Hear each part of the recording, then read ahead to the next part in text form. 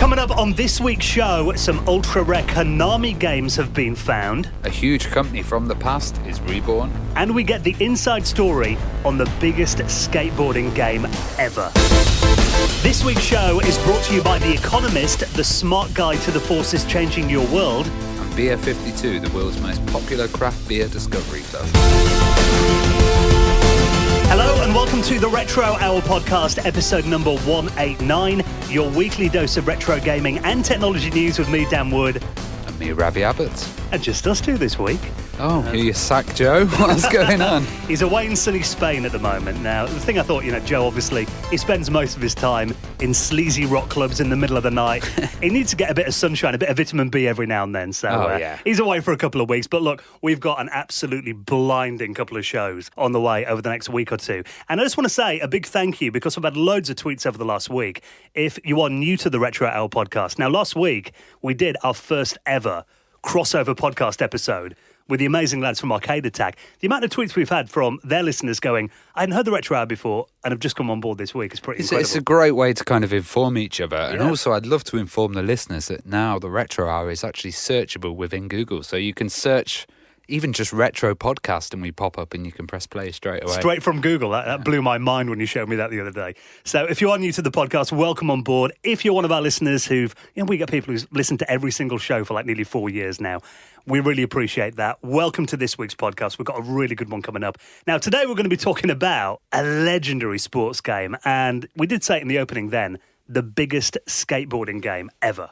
Yeah, this is the Tony Hawk Skater series, which was just absolutely amazing. And we're going to speak to Ralph D'Amato, and he's the main producer from Neversoft, which were the company behind this, and their engine was kind of used on other stuff. There was a whole load of snowboarding games that came out. Do you remember that? And there was even BMXing games. But he's creating a film which is called Pretending I'm Superman, and that's all about the kind of history of the Tony Hawk games, with Tony Hawk in it himself, Bob Burnquist. Oh, it's just so cool. They were incredible games. I remember, the first ones on the PlayStation. I remember them back in the day, and the soundtrack on those was just out of this world. Well, it was like GTA did that really good soundtrack before, and then Tony Hawk's just did the rocky kind of grungy skater one. It was great. Very of its time, but you play those games again, and it's just so 90s when you play those games. It's kind of a new genre, wasn't it, as well, that skate games before that weren't amazingly good. I remember Skate or Die on the Commodore 64 and everything, which was, was all right for the day, but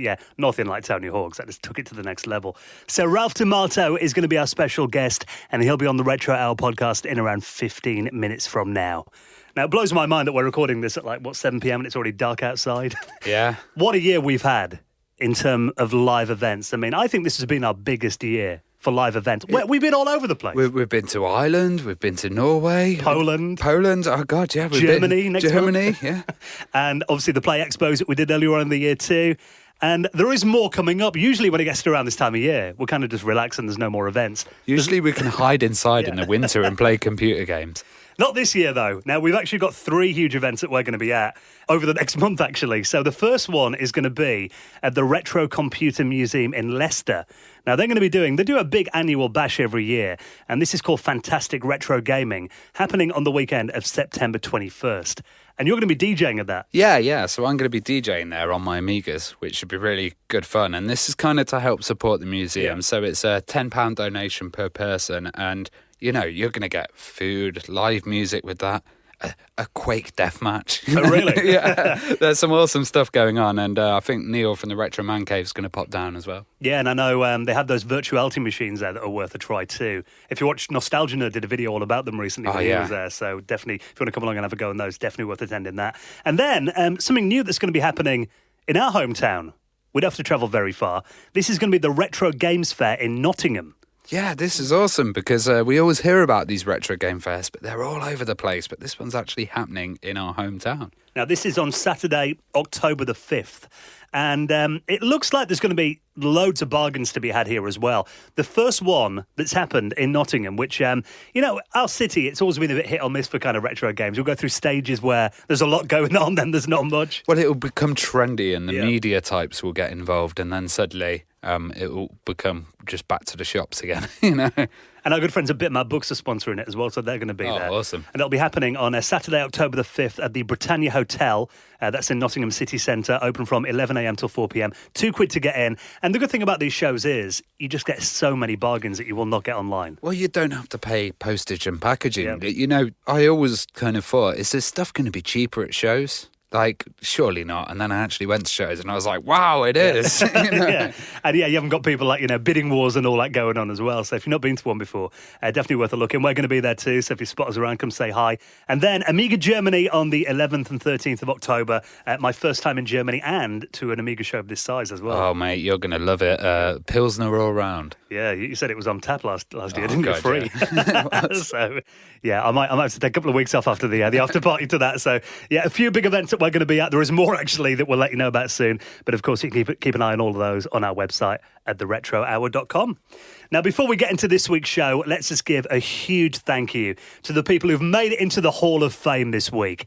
Now, how do you find your place in the world's most prestigious retro gaming high score table, Ravi? Oh, you go to theretrohour.com and click support, and you can support us via PayPal, which is good because you can put in kind of any currency. Yep. So it doesn't matter where you are from the world, and every bit of money that we raise goes back into the podcast. Now that we're coming into the last quarter of the year, all our renewals generally happen around December time. So it would be really appreciated. Any amount, big or small, it all goes back into the running of the podcast. And you'll get a mention on a future episode in the Hall of Fame, like this week. Mark Pearson. Gary Heather. Paul Harrington. And Aunt Ove Toddenham, who all made donations into the running of the show. And you can do the same at theretrohour.com. Now, last week, I know you're getting very excited about that nice little box that you had on your desk over there. Beer 52. Oh, yes. That was good. I filled my fridge and I'd been drinking a different beer every night. I don't know if that's healthy. But when they taste so good, who cares? Now, you actually took these to, you went to Retro Man Cave's cave over the weekend, didn't you? Took the beers down there? Yeah. And there's some really nice ones, actually. I quite like the citrus IPA, kind of lemony one. And then they had this one called United We Can, which was basically all about all the different ingredients from Europe in one kind of drink. And that was really nice because, they had breweries from all around. And what were the chickpeas like? Oh, the chickpeas were quite crunchy, actually. Yeah, they were good. Now, the reason we're talking about them is they're a big supporter of our podcast, Beer 52. They are beer pioneers, and they are the world's most popular craft beer discovery club. Now, they deliver 8 craft beers to you every month with different themes. Now, over the past, we've done stuff like California, Norway, Belgium, Amsterdam, and of course, they also pick the best ones from around the UK as well.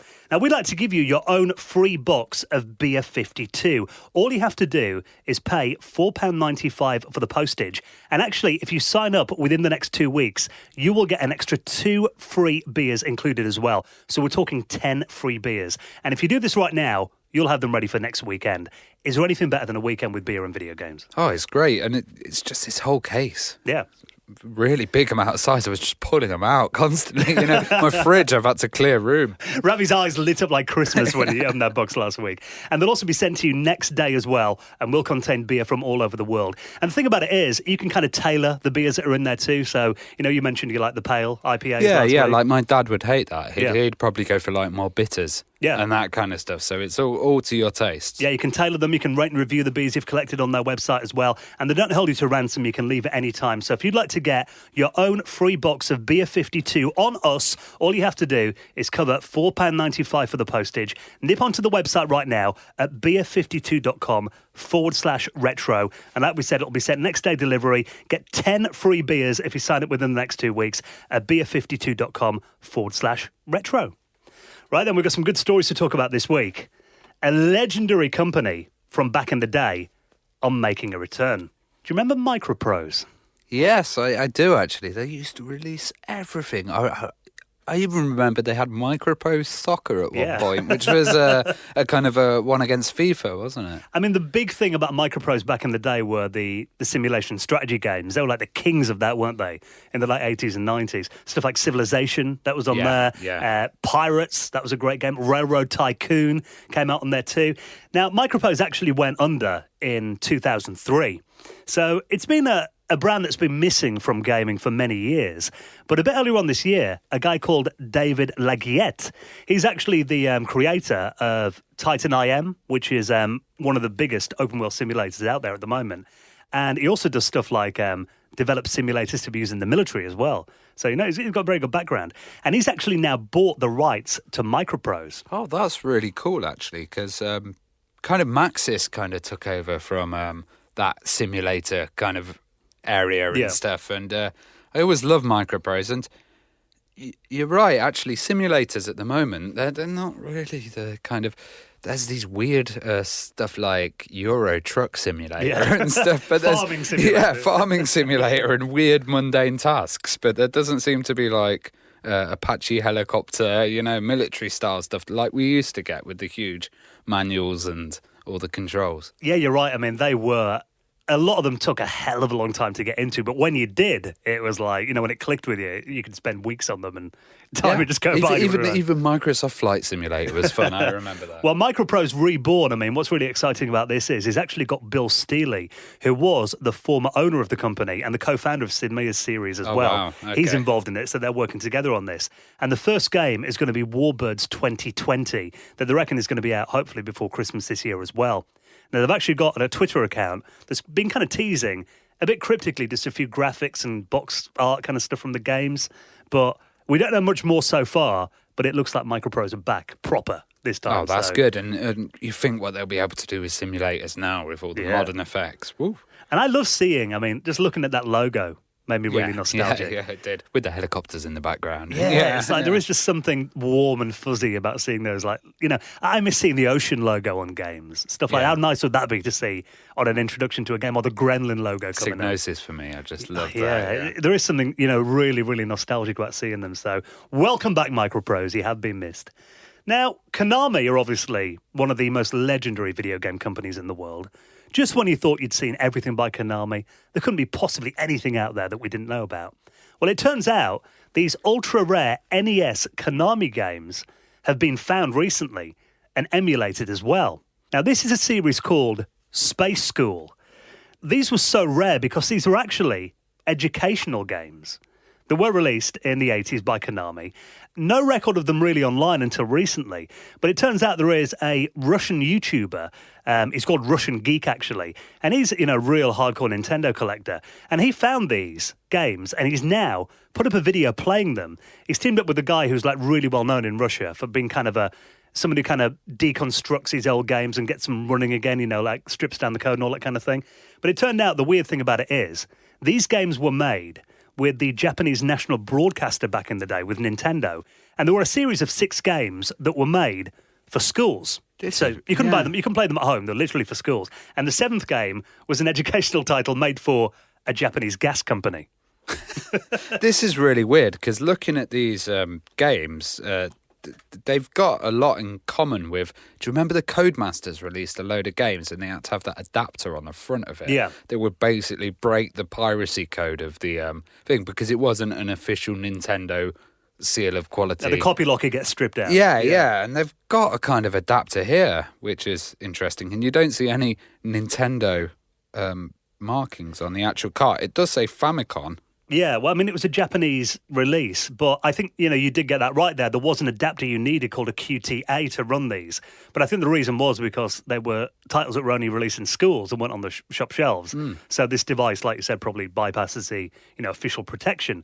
But these games, not only had no one really ever played them before, but now, because we've got this Russian ROM hacker guy, CAH4E3, as the handle he goes by, he's actually dumped these and you can now play them on an emulator. So what's this gas game then? You like filling up cars? Or? Well, looking at them, they look a bit weird. I'm not sure how much kind of gameplay is in there. First of all, they're all in Japanese. So, I couldn't follow anything in this video, really. But, again, there are a few people talking about the importance of just preserving these too. Because, he makes a really good point here. He said, finding a lost Konami game on the NES is the generational equivalent of unearthing a lost Beatles song, which is true, isn't it? This is legendary. And even if the games aren't any good, it does mean they're now preserved for future generations, which I think is really cool. Yeah, it's quite a nice find, that. Yeah, especially, it just makes you think what other kind of rare titles are just lurking in, like long lost warehouses or, dusty filing cabinets in offices and all that, just waiting to be found. So if you want to download those and give them a play, the ROMs are available right now, actually, and you can play them even on the website here. I'll link you up in our show notes at theretrohour.com. Now, if we're talking about amazing games that we played in the 90s, we've covered before, those Disney games that came out. Oh, God, they were some of the best quality games that we got back in the days, like the animation on them, the gameplay, and on all systems as well. I remember, the Amiga version was quite nice, and the Mega Drive was absolutely amazing, but they all ran well. I think for me, the Mega Drive is really their natural home, isn't it? Oh, that kind of scene where they belong. We're talking like the Lion King as well. My God. Yeah, well, we're talking about was so good. Well, we are talking about Aladdin and the Lion King. Now, these are obviously two legendary games. We've done episodes about them before. You can find them in our show history. But now these games have been remastered and released on current gen systems. Excellent. So they're going to be out on the Switch, the Xbox, and the PlayStation 4. And they've really given them some love as well. Now, there is a little article here that I'll link up in our show notes. And you can watch a little video that's embedded in here on YouTube showing you the trailer. And they've really given these games a lot of love. And these are really made for, fans of the original. Not only can you play the original Mega Drive version, they've got the Game Boy version on here as well. Cool. There's even a trade show demo of Aladdin that was a teaser that no one's ever played. And they say it also includes an explorable museum where players can discover behind-the-scenes art and interviews. That's really good. And $30, it's not that bad a price. I think these are probably going to be more successful than the new Aladdin and the new Lion King films. Yeah, someone actually did say that in the comments. Finally, a Disney remake we're excited about. But also, they have upgraded these to full 1080p, 60 FPS. Oh, wow, okay. Give them modern graphics if you want to play that version of them too. And there is kind of looks like there's a little documentary kind of a making of on here. And I love the fact that trade show demo's on there too. Yeah. The amount of times you'd see behind the scenes footage on Bad Influence or Games Master. I just remember sitting there with my computer singing "A Whole New World." Well, you can experience it all over again, Ravi. They're going to be out on October 29th on PlayStation 4, Xbox One, and Nintendo Switch 2. So what I love about this too is there's a version in here which is you can actually watch the gameplay itself. Oh, cool. Properly. So you can sit back, kind of like back in the day, you might watch your brother playing it or how something. to do it right. Yeah. But you can jump in at any time. So if there's a bit you can't get past, you can put it in autopilot and just jump in. And it's got stuff in there to hold modern game players' hands. There's a rewind function, and you can skip levels if all that kind of stuff. Because, you forget, Lion King was a pretty brutal game. Oh, it's really hard. I was playing it the other day on my emulator, and it was like save state, return to state. Yeah. It's just, even the part when... It's just the sequences when the monkeys chuck you around and then you have to go on the giraffe's necks. God, hard. And a lot of people will be like, rewind function, but it was actually quite welcome, especially when you get to our age. Oh, So if you want to find out more about that and the release date, your pre-orders are open right now, or the info at theretrohour.com. Now, we talk about how big retro gaming is becoming in just the mainstream world right now. Have you heard about this? Intel have done an update for their Ice Lake CPUs. Their new graphics drivers that are now in beta have actually got a mode in there called retro scaling. Now, this is designed to make pixel art games and emulators look a lot better on modern systems and modern displays. Yeah, I've seen mixed things about this because I remember when they released Simon the Sorcerer and they had this new retro stuff on it and it didn't really look that good. It's like sharpening, isn't it? You're kind of sharpening it, but using the GPU to do it. So it could work. I've seen that they're using examples on Terraria, which isn't really a retro game, but they're just going, seems to be like a resolution scaling kind of thing. Maybe they'll build it into an emulator, or there'll be a way to run it with RetroArch or something. Well, I think anything that runs through the graphics system would work with, from what I've seen. So if you've got an emulator running, I imagine it would help with that too. But it's called, I think this is called integer scaling. What it really does is it makes the pixel art kind of graphics look less fuzzy on modern displays. It's kind of the opposite to anti-aliasing, isn't it? It's like, it sharpens them as opposed to making them blurry. And kind of rounds out the edges and that kind of stuff too. The demos they've shown on Twitter, they put up a little 60-second video kind of showing the comparisons between, retro scaling off and on. And, it does make quite a big difference actually looking at it. I'm not sure exactly if the retro community are going to take this into... I mean, most big retro gaming fans play it on original hardware on a CRT. Well, I think these modes are interesting because that M-Play Classic thing that we were talking about the other day, if you can get modes like this inside that and then use it as an external device that does it, I don't see how much use it is if you've got a really high-end Intel PC and then you're running old-school games on that. Maybe, I don't know, it might work with that, but it seems like it's for stuff that's kind of indie titles or retro themed, you know. And I mean, most hardcore gamers are probably not using Intel graphics anyway. No. You know what I mean? So, I mean, it's cool. Though. I love the fact that they're actually, a company like Intel are, coming out with branding, even calling it retro mode. Yeah. And that's pretty cool. I mean, it just proves how much bigger this is getting all the time. So yeah, you think it's always been the chase for speed and power in GPUs, not retro mode. Yeah, found a niche, you know what I mean? Something a bit different. Definitely. So well done, Intel. Now, just before we get into our chat all about the legendary Tony Hawk series with this week's special guest, Ralph D'Amato, he's coming up in just a minute. Now, there is a lot of talk about kind of classic titles that we'd like to see back. And this is quite interesting. An interview with Sega's Yu Suzuki. At the moment, he's obviously working on Shenmue 3. Yeah. The big title he's been working on. I've been seeing a lot on Adam Kyrillik's channel about that. Yeah. He's involved. It looks amazing. Yeah, I mean, long overdue, a new Shenmue installment. But he's also been talking to a couple of websites about other things that he might want to work on after Shenmue 3's finished. A couple more classics he'd like to do that he spearheaded when, he worked at Sega back in the day. Turns out, according to an interview with the website VCG, he'd quite like to work on Outrun and Virtua Fighter. Oh, yes. Outrun would be okay, but Virtua Fighter, I've seen loads of versions of Outrun everywhere, but Virtua Fighter, man, that would be amazing. The Naomi chipset, I think. Well, for me, you see, I'm the opposite way around to you. I want them to redo Outrun, a new version of it. Because Outrun, do you remember that really good version? There was one on the Xbox 360, Outrun 2006. That was my favourite version. And we had the one that came out on the Xbox and the PlayStation 2. Yeah. That was incredible as well, though. But that's the only reason I'm saying it, because, these have come out, yeah. But, I mean, I can't think of any, recent, in the last decade or so, no kind of new versions of Outrun. And even that one that was on the Xbox Arcade, I love Outrun 2006, that was incredible. But then it got pulled because the Ferrari license expired. So you can't get it from anywhere anymore. And that was one of the best versions of Outrun. And, I mean, I imagine the Ferrari license is probably not cheap. Yeah. So they're probably going to have to sell it at quite a reasonable cost to make it back. But I would love to see an upgraded Outrun game running on Nintendo Switch or something like that. It would be amazing. You see, Virtua Fighter, just because of the amount of different games that came with it as well. So you could do Virtual Tennis after that. You could do a Virtual Cop as well, which was that on-rail shooter.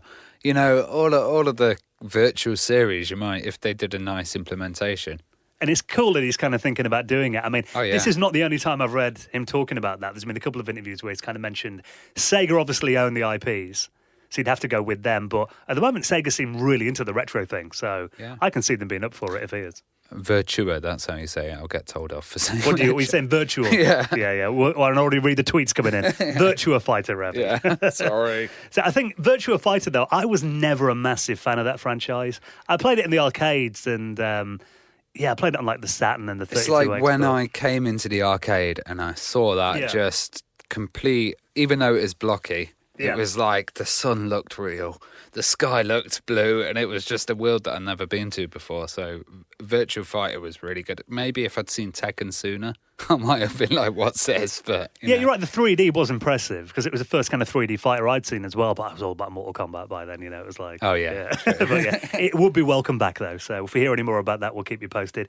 Now, before we get into our chat with this week's special guest, Ralph D'Amato, he's coming up in just a minute. Let's give a huge thank you to another big supporter of the Retro Hour podcast. These are our very good friends at The Economist. Now, we'd like to give you your own free print copy of The Economist through your door. Now, they've been going over 170 years. The Economist have been a trusted source of intelligence and bringing you news for things that really matter that are happening in the world around you. Now, it covers obviously the economy and finance, but also stuff that we really find interesting, technology, science, the arts, environment, video games we've talked about. And every week on the show, we look for an article in The Economist that we've really found interesting this week. And today, things falling from space. Yeah, this is well interesting. So every day, a ton or two of defunct satellites, rocket parts, and other man-made stuff kind of comes into our atmosphere, but a lot of it gets burnt up, no one's ever actually been hit by space junk yet. That's the operative word. Well, killed by space junk, apart from 5 sailors aboard a Japanese vessel that were hit by an artificial hailstorm in 1969, or a woman in Oklahoma who was grazed by a piece of falling rocket in 1997.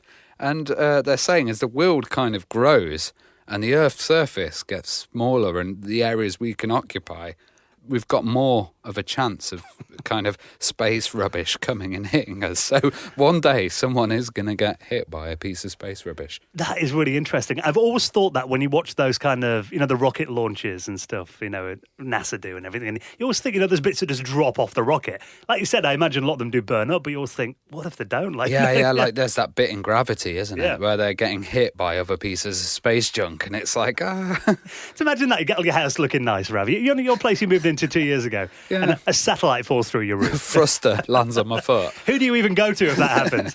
I think, that game that came out on the Spectrum, Jetpack. Yeah. You send someone up there to collect all the space bits that are floating around. Return to NASA. Now, these are the kind of things you can read about in The Economist, and we would like to give you your own free print copy of The Economist through your door. Now, if you live in the UK, you'll be really helping out the podcast by doing this. Just grab your phone right now and text the word retro and send it to 78070. And you will get your own free print copy of The Economist landing through your door on us. So text retro and send it to 78070 with The Economist, the smart guide to the forces changing your world. Right, let's talk about the legendary Tony Hawk series. This week's special guest, Ralph D'Amato. You're listening to the Retro Hour podcast, and it's time to welcome on this week's very special guest, getting the inside story on one of the biggest sports franchises ever, and by far the biggest skating series. Talking about those amazing Tony Hawk's games, let's get on this week's guest, Ralph D'Amato. Welcome to the Retro Hour podcast. Hey, thank you for having me. Thank you for having me on, and good to be here. Yeah, amazing to talk to you now. We're going to get into, obviously those amazing games and also the movie that you're working on at the moment too. But to kind of go back to like day one, what kind of first got you into video games then? Do you remember your kind of earliest memory of games? Yeah, I mean, I'm going to age myself quite a bit here. But the first real thing that I touched video game wise was a Pong console we had at home. It was just, and I don't remember the actual name of it. I'm sure my parents probably bought it at Sears or something. And it had variety of different Pong games. And that was really the first thing I had as a kid. And then from that, moved on to my Atari 2600. And, I was an arcade rat. I'd spent pretty much all my quarters that I had in the arcades. It was obviously a completely different situation back in the early 80s, mid 80s than it is now, where all of my fond arcades are gone. But, everything from the beginnings, the Space Invaders and Pac-Man to even, some of the stand-up games. But I've always been an arcade and a video game kind of kid, from even an early start. Well, kind of like the skateboarding as well. The arcades came and then they kind of went and then came back again. Were you involved at all in that like first wave of skateboarding stuff in the 70s, 80s? I mean, I was, I had a skateboard. I had, it's kind of funny to see the recent, I guess it's kind of died down now, revival of kind of the penny board styles. And that was what I had as a kid in the mid-late 70s when I was growing up in New York. And you didn't do tricks on those boards. You basically used it when you didn't want to ride your bike, or if it was close enough that you didn't have to get your bike out, you just grabbed your skateboard and would go and skate. And then moving to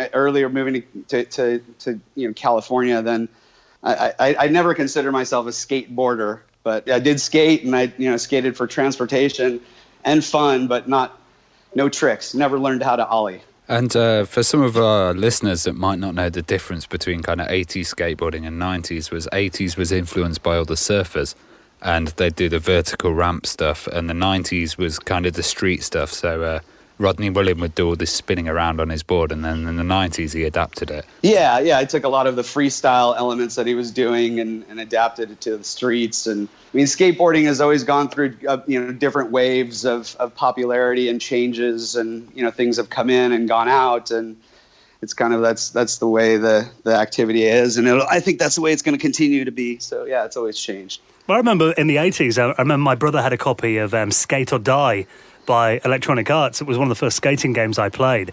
And we had stuff like, California Games and those kind of games coming out. I mean, were you like a fan of like games like that back then? I don't recall. I mean, I recall seeing those games. I didn't have the consoles that those games were on. At that point, I was mostly in art, dealing with arcade games, and then moved on to PC games. And I really didn't mess with consoles. Like after getting my computer, my first computer, I think it was like 92 or something. Or no, sorry, it was not 92. It was about 87, 88. I just was a computer gamer and didn't really mess with much of the console stuff. So I knew about it. I had friends that, I could go over to their house and check these games out, but I didn't really play them that much. The one skateboard game that I played a ton of, though, was 720 in the arcade. I mean, I put a ton of quarters into that, trying to get away from the bees and going to all the different skate parks that you could. So, yeah, that definitely had an influence on me for sure.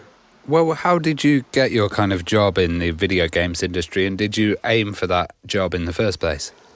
No, I mean, it was sort of luck. A little bit of luck and a little bit of that I had some knowledge and some skill that could help out on Neversoft's team. But when I was going to college, I graduated in 92. There were no production, video game production positions. There was no, because back then video games were developed by a very small team, maybe even one person. So you didn't need a producer. You weren't looking at a team that you needed to manage. So as games got larger and larger and the teams got larger, then obviously it necessitated somebody managing and keeping schedules and budgets and all that good stuff.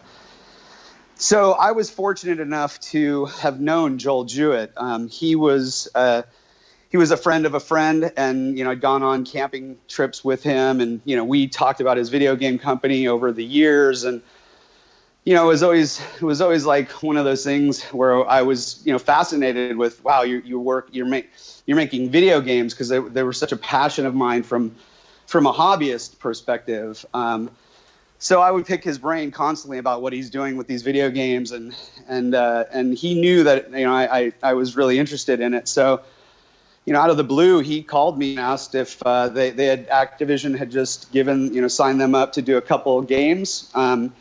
He needed some production help. He was having a difficult time finding somebody that would kind of jibe with the team and help them in organizing stuff and produce, and I kind of jumped in.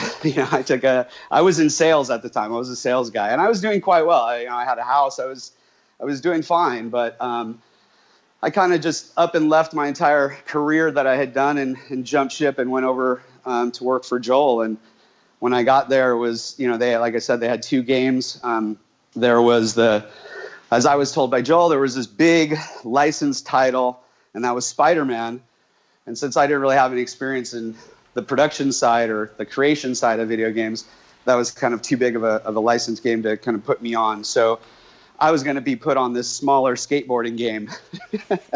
and that's how I kind of got started in video games. That was Tony Hawk 1. It was my very first project. So I know they're doing Apocalypse, the game that had Bruce Willis on it, didn't it, as well? I mean, that was quite a big start to get involved in the game, especially for like a kind of an early title for the company. Yeah, so prior to Apocalypse, there were a couple other games that kind of started and stopped, and then they had shipped a game called Skeleton Warriors on PlayStation, I believe, and then that kind of put them, and then they were working. There was another game, MDK. It was a port that they were working on, again before my time. I don't really know much about it.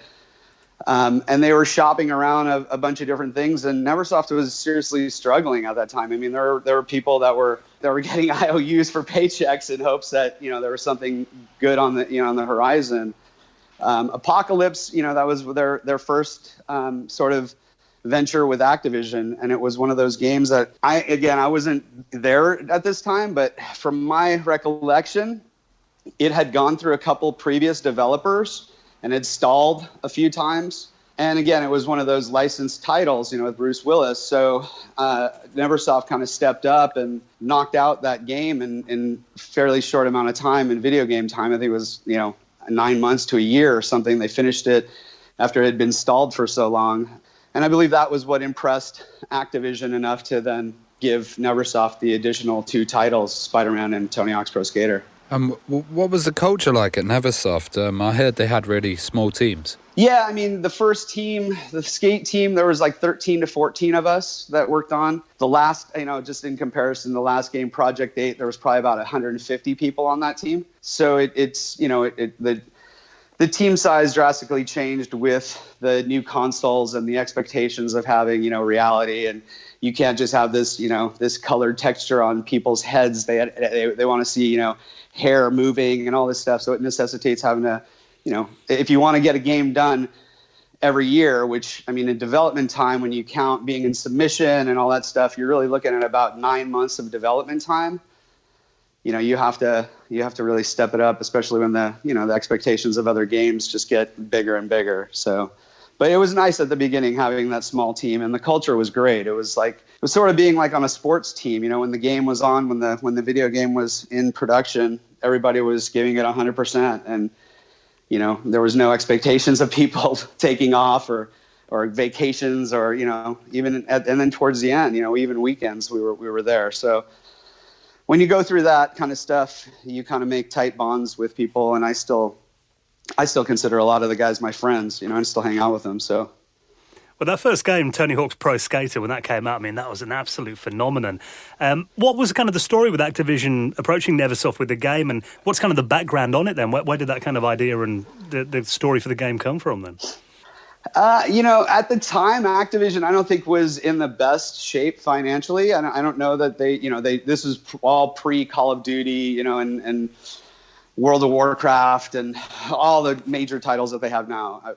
So there weren't that many titles in their arsenal, and I do think that this title had a huge impact in the finances of Activision. I know it had a huge impact in everybody on the team and all the skaters as well. So did it save Activision? I don't know. I'm not their accounting person, but I know that it definitely put them at a different level, having a franchise that now is beating Madden. So I mean, it's kind of a nice place that we got them to, I think.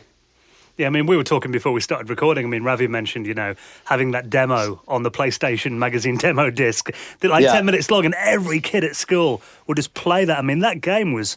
Did you imagine that it was going to be so big, or do you think it just kind of fit in with that skating culture and music at the time as well? No, I don't think any of us really had too much of a thought like that. Oh, this is going to blow up, and it's going to be a number one game. Or we were just aiming at making a game that was fun for us, that we enjoyed, and that that we thought other people would like too. We got sort of an inkling of things when we started having focus testers come in, and they were really, really loving the game to the point that some of them were like, "Can we stay longer?" and "What, can I come back?" and that kind of thing. We were getting a little bit worried because we weren't getting any negative feedback, and you can't work on anything, you can't fix issues if you're not getting any negative feedback. So that was a little worrisome, but definitely when the demo hit, it kind of opened everybody's eyes as to, whoa, there's something going on here. And it was kind of and one of the cool things with the demo, sort of an insider thing, that demo, like although the Sony demos, they're supposed to just be one tries, and then you go back, and I'm talking about, well, pretty much all of them, but Tony Hawk 1 demo, they are all aimed at being one try demos, and then you go back to the main menu, and then you could try again. We added in the ability for you to retry, thinking that when we went through QA at Sony, they were going to kick us back and say, no, you can't retry. You have to go back to the main screen. But I think they liked the game so much that they never marked us down for it. So you're able to keep playing it over and over and over again without having to go back to the main title. So that was kind of a nice little feature in our demo too. About 2 weeks ago, we actually had the editor of the British PlayStation magazine on, a guy called Steve Jarrett. He was talking about that demo. He kind of wondered whether, if having those demos on there would actually sell more games or whether kids would just stick with the demos. I mean, obviously the game was a massive hit though, so I guess it did work. Yeah, I think it did its job for us as far as we're concerned. It did its job and then some. It gave people a little taste. But you're right. Even that demo, you could play it for a very long time. You could conceivably keep playing it, mess around with different areas of the warehouse with your friends and so forth. So it definitely added a lot of hours of play for people for free. So that was nice. But I think it spread the word, which was great for us.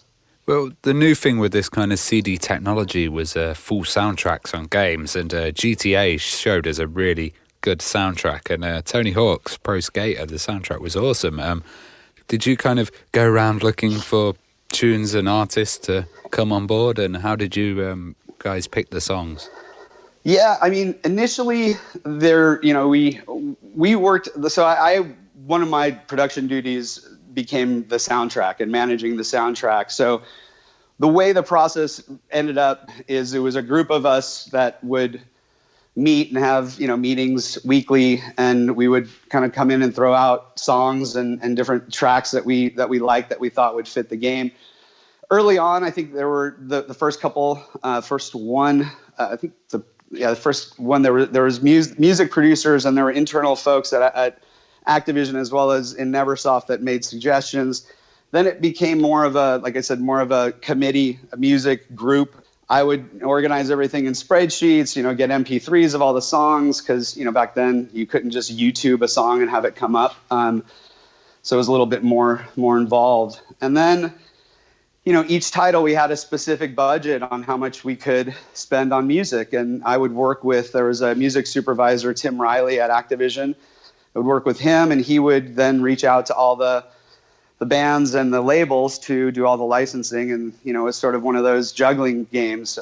One of the things with skateboarding is, although it is heavy in punk rock and the culture, I think skate culture starts with that. It's gone everywhere. So you have a variety of people that like variety of music that you have to kind of cater to. So where the first game, I can't remember the number of tracks. I'm going to say a dozen maybe. I think the last game had something in the neighborhood of 80 tracks. And, you could turn off and on tracks. You can kind of make your own playlist. You can use your own music. So the music, I became very involved in the game, and it's wrapped in the culture of skateboarding as well. So it kind of goes hand in hand. You think about that, you said like 12 tracks, that's like an album's worth of music. So not only are you making the game, you're doing an album at the same time as well. Yeah. And, it's fortunate that there's a lot of good stuff to choose from. And over the years, we got a lot of submissions from indie bands. I put my own band in it in Thug 2. So it was a fun experience. It was just, it was always interesting coming up with that final selection of songs and what things we wanted and we just couldn't get, or we ended up getting, we didn't think we were going to get, and that whole thing. So at what point did Tony Hawk get involved, and how much involvement did he have in the project? So I started at Neversoft in December of 98. I was talking to Tony about this. I believe he started a couple months before me. He signed on. I think it was August of 98. They'd been talks for quite a while, I'm sure. But and certainly when Tony came on board, the advice and the suggestions, and basically picking the skaters and telling us which skaters should be in the game, telling us the tricks and showing us the tricks and giving us kind of. There were a couple of us on the team. I had a very limited knowledge of skate tricks. There were Chris Roush as a designer. He skated as a kid. He had a much more vast knowledge of skate terminology, front side, back side, all of this different stuff that the average person doesn't really even, understand when they're looking at skateboarding. But if you want to make a skateboarding game true to skateboarding, you got to kind of get that stuff right. Otherwise you look foolish. So Tony really lended a hand in keeping it authentic. And, once we got builds, we would, every week we had a goal to have a build of the game, a new build of the game on a weekly basis. I'd package it up and FedEx it to him. Again, the internet wasn't that great back then, so I wasn't really sending stuff to him over the internet. FedEx him, a build that he could mess around with, and then he could give us feedback on what he thought. If there are specific things like, hey, what do you think of how this trick looks, or what do you think of this mechanic? He could provide feedback, and it worked out well. Tony was super easygoing. He was really easy to connect with, and he was always sharp on providing replies. So it was great working with him for sure. And it was really well done with all the individual skaters, because each skater would have their own defined moves, and it would make it seem like a kind of skate community thing. If someone had a goofy stance, they'd start in that or something. And it kind of brought a lot of names like Rodney Mullen and stuff out to people that didn't know these skaters so well. Yeah, for sure. And I mean, they'll tell you that themselves. And the documentary I'm working on, when the interviews, is just kind of hearing some of the stories from these guys of how it impacted them and some of the things that happened to them along the way because of the video game. It's really interesting for sure. I mean, the locations and the level design is obviously legendary in the games too. I mean, did you kind of base those on real life spots? Yeah, as much as we could. It got a little bit trickier as realism increased because of licensing and legal issues. For instance, the Arco building downtown LA is or used to be, maybe it is still a giant skate spot, but Arco was not cool with us putting their building in the game.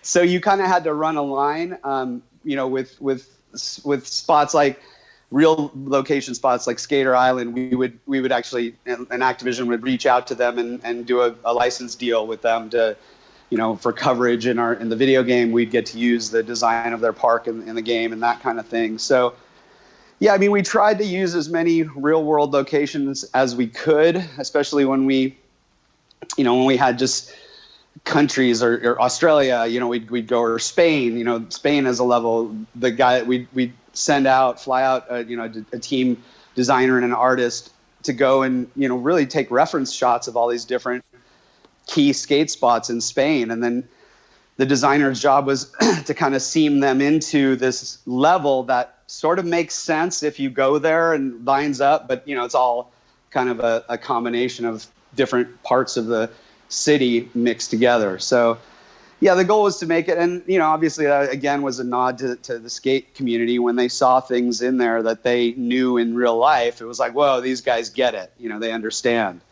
Or a lot of other video games that were making skateboard video games, they weren't doing that. They were just making wacky, and we had crazy locations too, but we definitely did our share of real world spots. And it's kind of funny when I go to some of these spots, like Love Park, for instance. I went a few years back, and it's kind of weird. It's a little eerie feeling because I feel comfortable, like I know it, but I've never been there.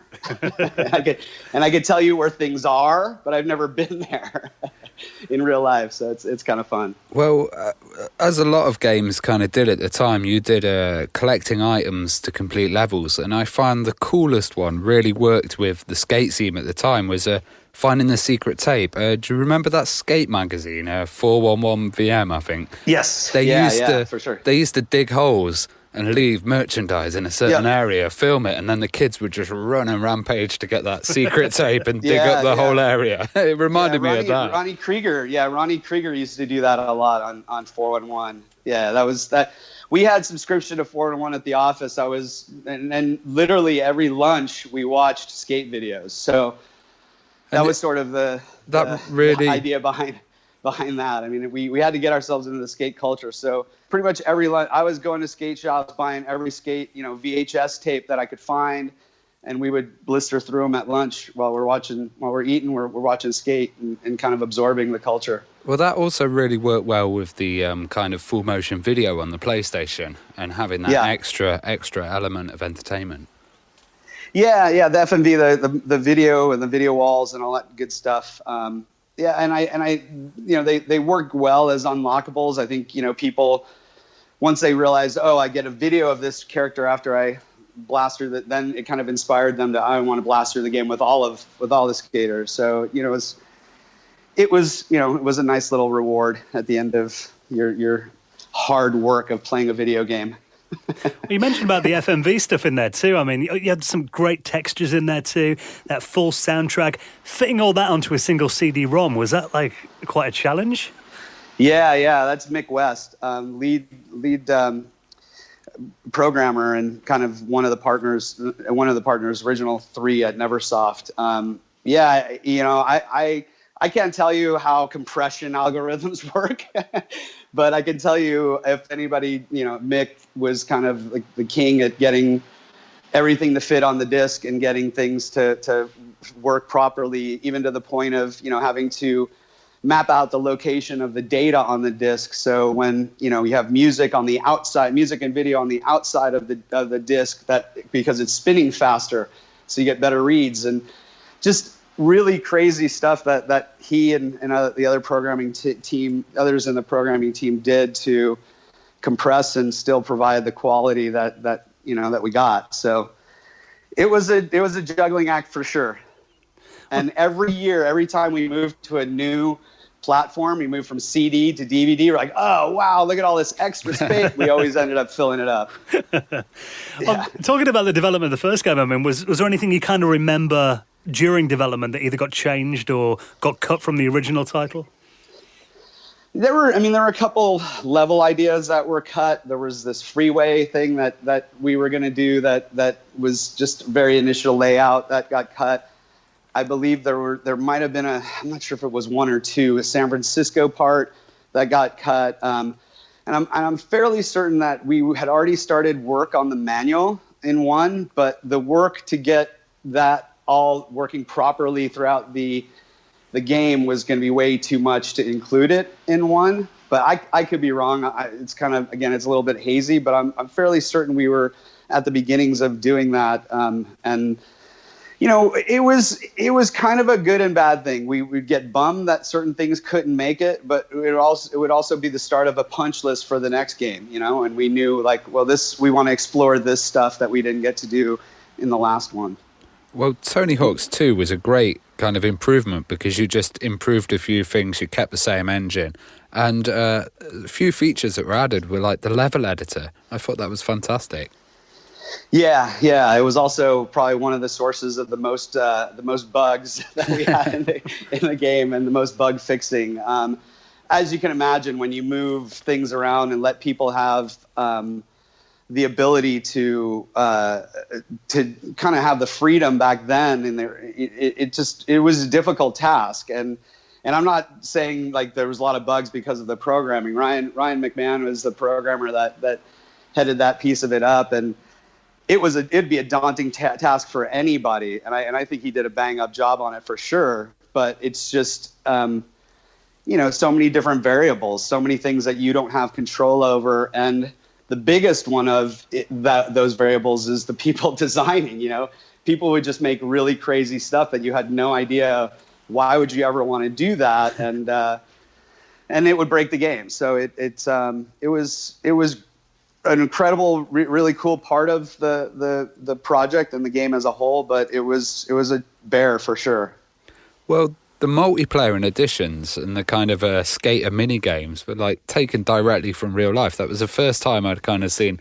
Well, we didn't call it horse. We used a swear word instead of the word horse. Yeah. Everybody did. Yeah, sure. The first time we'd seen that actually put on a screen and as a game that you could play. Yeah, and actually, between my friends and my brother, and that was horse is what we played all the time. It was always a fun 2-player game that you could mess around with.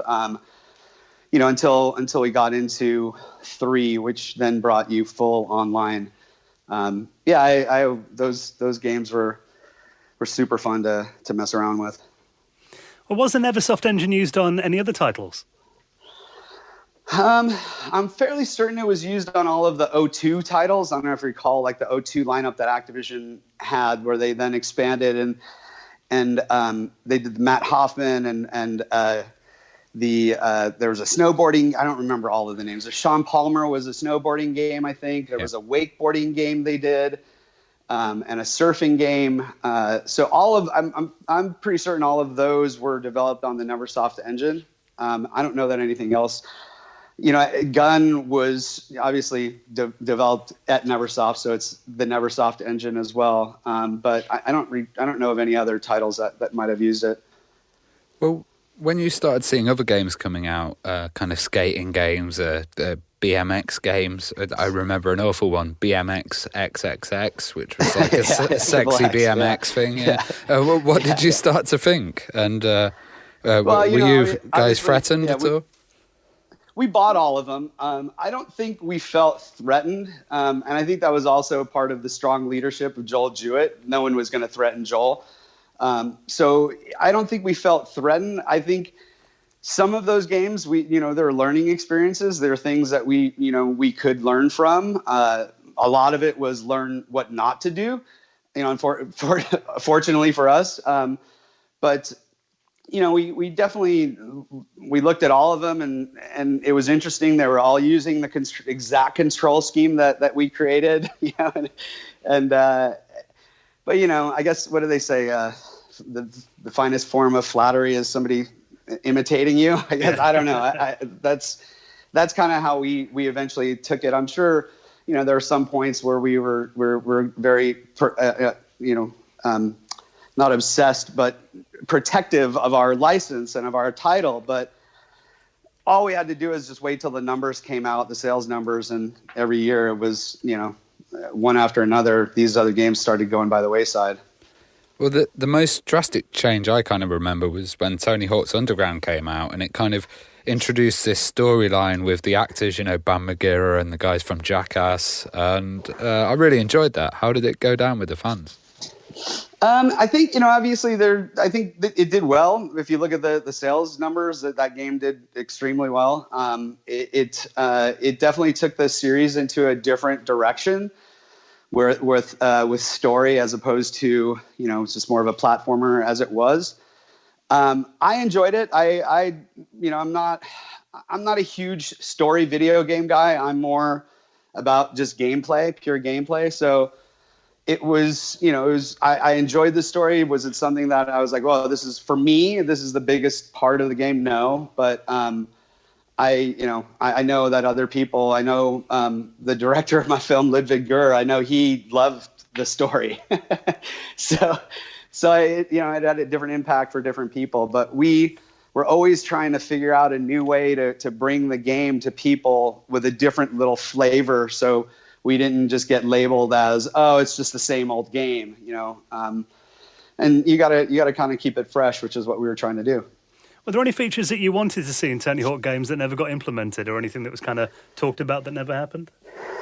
There's so much stuff that we did. And the one thing I think, and this has no bearing so much on the playability, it's more of a feel thing. It would have been great to be able to really imitate and capture the different style of the skaters. And what I mean is, like, I've watched enough Tony Hawk that if there's a shadow of Tony Hawk, I know that's Tony Hawk. I've watched enough Rodney Mullen. If there's a shadow of Rodney Mullen doing tricks, I know that's Rodney because I know his style, and I know he's got he puts his fingers out. We were never able. We had really a single generic skater style, so everybody did the same kickflip. Everybody did the same 360 flip. When in reality, skaters do things differently, and they look different, even though it's the same trick, and their styles are different. It would have required a decent, overhaul of animation and technology, and maybe bang for the buck. I don't know, but it would have been great to have the skater, the characters in the game, the style of them resemble the style of the skaters. Well, what did you guys think of Skate when it came out?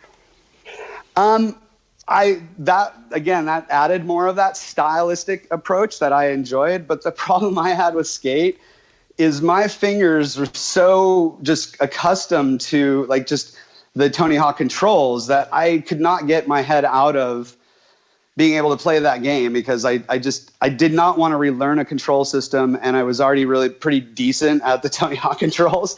And even if I did try to learn, my just finger memory would just go back to Tony Hawk, and I'd get frustrated, and I didn't really play it all that much. I know it kind of split the community, the Tony Hawk community, and kind of split the sales and so forth. And I know they're huge fans of the feel, the kind of the flicking and kind of that feel of it. But I'm not in that camp. I kind of, just more of a Tony Hawk controls guy. I can never pop an ollie on that game. No. Yeah, and that's, and really there was a game.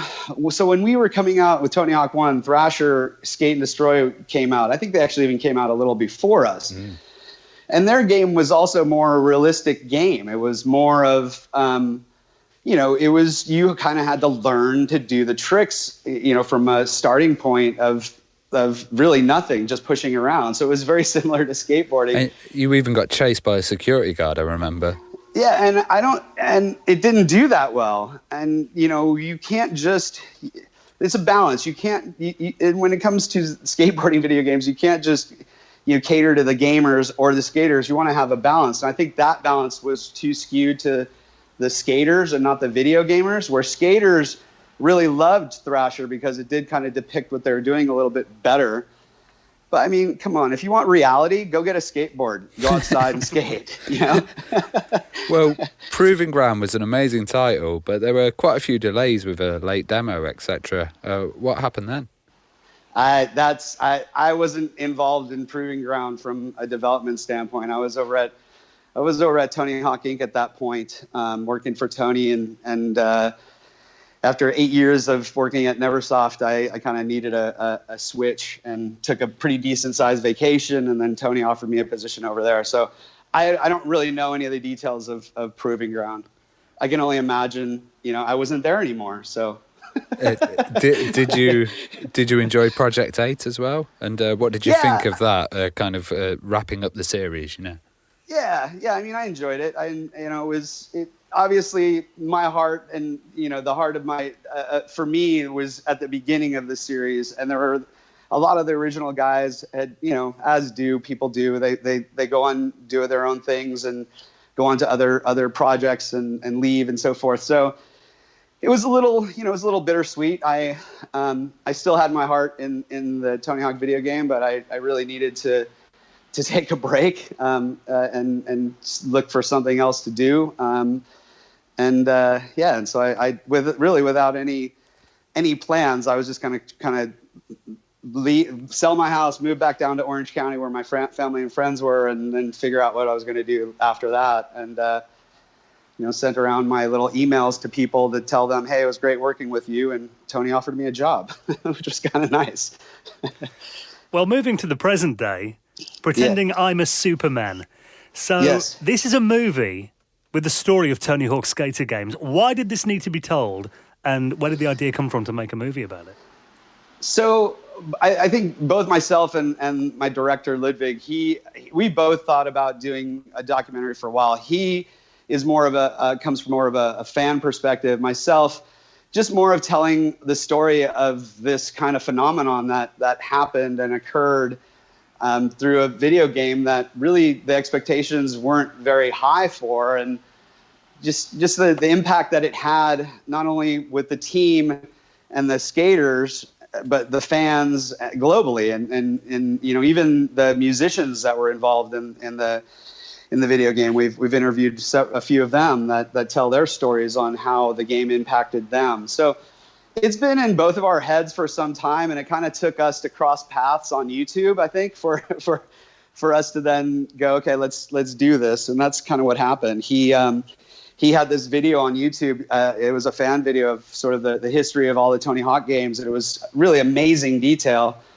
My wife inspired me to reach out to him because, as a guy, you're not going to leave a message for somebody on YouTube. So but I did, and we ended up connecting. And I actually visited him out in Sweden, and then we started talking about this documentary. And I think right around 2016 is when we started really putting our heads forward on it and started reaching out to skaters, Rodney and Tony, and they were totally, yeah, you got to do this, and totally down to be in it. And there was just so many different people pushing me to doing it, and so many things kind of pushing me to doing it, that it was kind of one of those things, okay, well, we're going to do it. And he and I sort of took the idea and have been running with it, and we're just at sort of the tail end of the process now.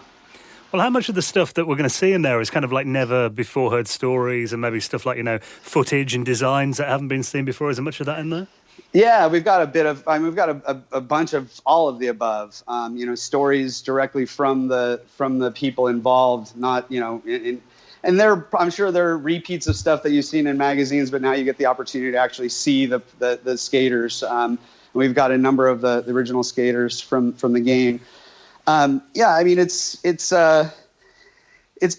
been a passion project for a while now, and we're all excited about its release. We just released our trailer to celebrate the 20th anniversary of Tony Hawk's Pro Skater hitting the shelf in '99.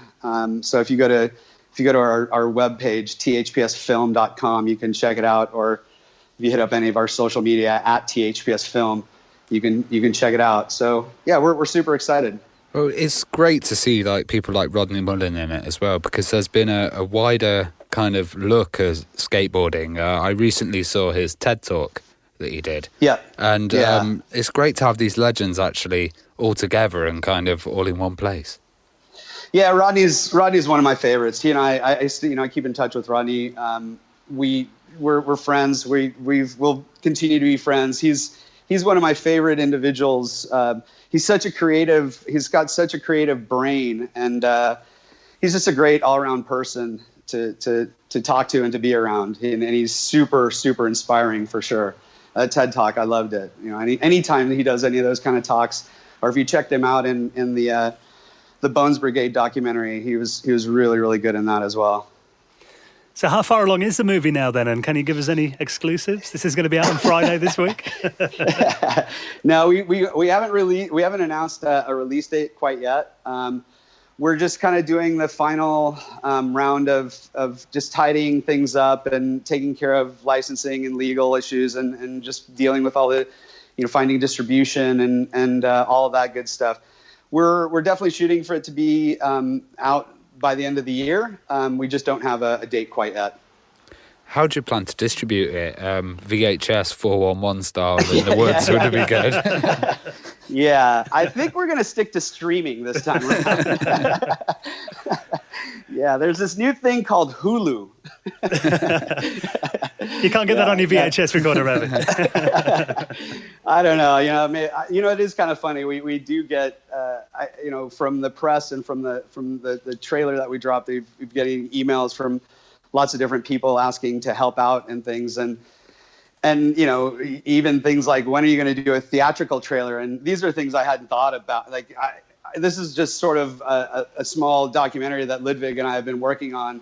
We're probably, we're looking to get it into some streaming services, hopefully all of them, and go from there. We'll see. Maybe I'll send you.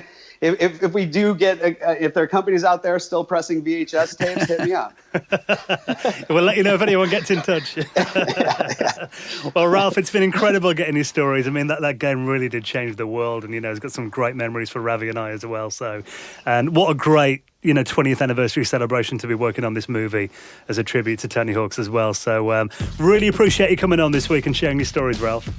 Yeah, absolutely. Thanks for reaching out, and I appreciate all the kind words about all of our hard work. And again, just to reiterate, it wasn't me. There was a big team of guys and gals that worked on that video game to make the success of it happen.